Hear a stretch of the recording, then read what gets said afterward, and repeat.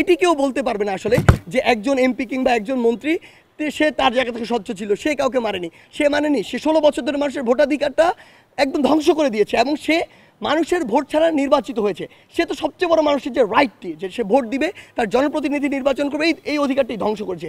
তার মানে সে ডিরেক্টলি আর ইনডিরেক্টলি দায়ী।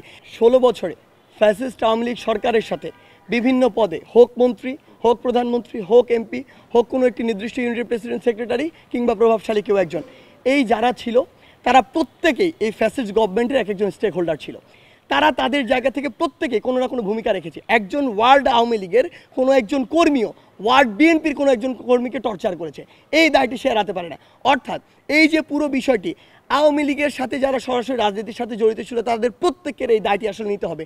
তাই এটি কেউ বলতে পারবে না আসলে যে একজন এমপি কিংবা একজন মন্ত্রী সে তার জায়গা থেকে স্বচ্ছ ছিল, সে কাউকে মারেনি, সে 16 বছর ধরে মানুষের ভোটাধিকারটা একদম ধ্বংস করে দিয়েছে এবং সে মানুষের ভোট ছাড়া নির্বাচিত হয়েছে। সে তো সবচেয়ে বড় মানুষের যে রাইটটি, যে সে ভোট দিবে, তার জনপ্রতিনিধি নির্বাচন করবে, এই অধিকারটি ধ্বংস করেছে। তার মানে সে ডিরেক্টলি আর ইনডিরেক্টলি দায়ী। এবং আমি যদি আপনাকে বলি আমাদের অ্যাকচুয়ালি মানে গোড়াটা কোথায় সমস্যা, গোড়াটা ওই নির্বাচন ব্যবস্থা।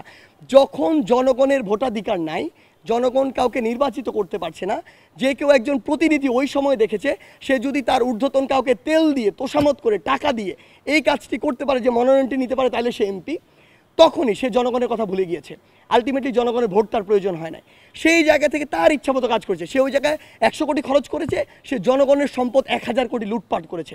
আলটিমেটলি তাকে জনগণের কাছে জবাবদিহি করতে হয় না এটার জন্য, এবং জনগণকে ভোটের জন্য ফেস করতে হয় না।